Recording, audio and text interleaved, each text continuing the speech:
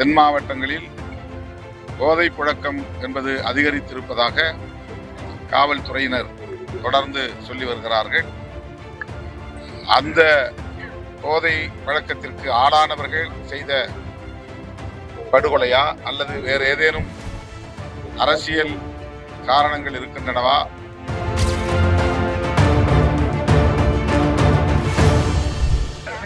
Nanguneri Perumpathu Indira colony பகுதியை சார்ந்த John மற்றும் ஒரு வட இந்திய இளைஞர் சில நாட்களுக்கு முன்பு அடையாளம் தெரியாதவர்களால் கொடூரமாக தாக்கப்பட்டு சம்பவ இடத்திலேயே உயிரிழந்திருக்கிறார்கள்.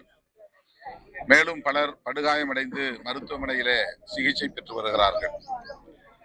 இந்த சம்பவம் மிகுந்த அதிர்ச்சியை அளிக்கிறது.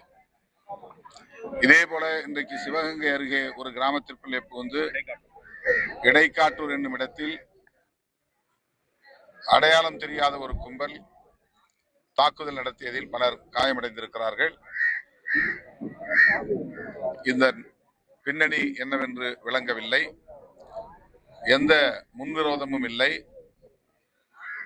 உயிரிழந்த ஜான் அவர்களோ அல்லது அந்த வட இந்திய இளைஞரோ யாருக்கும் எதிரான நடவடிக்கைகளில் செயற்பாடுகளில் ஈடுபட்டதில்லை. சாதி அடிப்படையிலோ மத அடிப்படையிலோ அரசியல் அடிப்படையிலோ எந்த முன்விரோதமும் இல்லாத நிலையில் அவர்கள் கொல்லப்பட்டிருக்கிறார்கள் என்பது மிகுந்த அதிர்ச்சியை தருகிறது. தென் மாவட்டங்களில் போதை புழக்கம் என்பது அதிகரித்திருப்பதாக காவல்துறையினர் தொடர்ந்து சொல்லி வருகிறார்கள். அந்த போதை பழக்கத்திற்கு ஆளானவர்கள் செய்த படுகொலையா அல்லது வேறு ஏதேனும் அரசியல் காரணங்கள் இருக்கின்றனவா? தேர்தல் நெருங்குகிற நேரத்தில் திமுக அரசுக்கு எதிராக களங்கத்தை விளைவிக்கும் நோக்கம் இருக்கிறதா என்றெல்லாம் இப்போது சமூக ஊடகங்களில் விவாதிக்கப்பட்டு வருவதை நாம் அறிவோம். சில வாரங்களுக்கு முன்பு நாட்டு வெடிகுண்டு வீசி வன்முறையில் ஈடுபட்டதாக தகவல்கள் வெளியாகின. அதில் யாரும் பாதிக்கப்படவில்லை.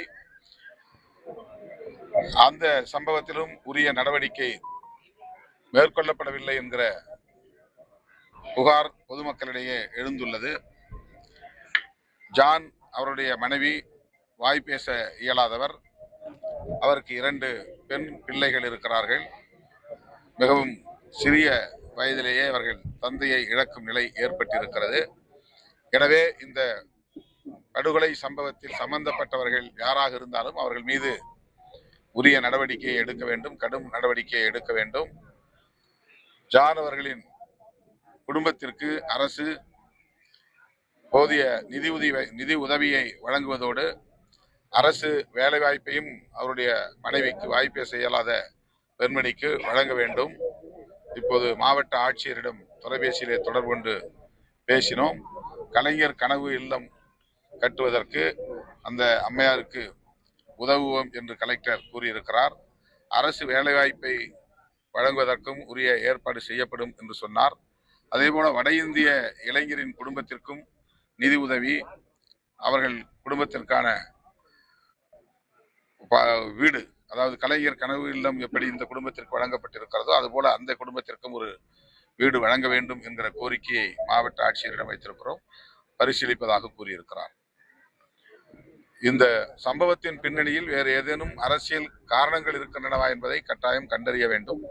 போதை பழக்கம் மட்டும்தான் காரணமா என்றாலும் அதிலிருந்து மக்களை பாதுகாப்பதற்கு தீவிரமான நடவடிக்கைகளை அரசு, காவல்துறை மேற்கொள்ள வேண்டும். இதில் தொடர்புடைய யாராக இருந்தாலும் அனைவரையும் கைது செய்ய வேண்டும்.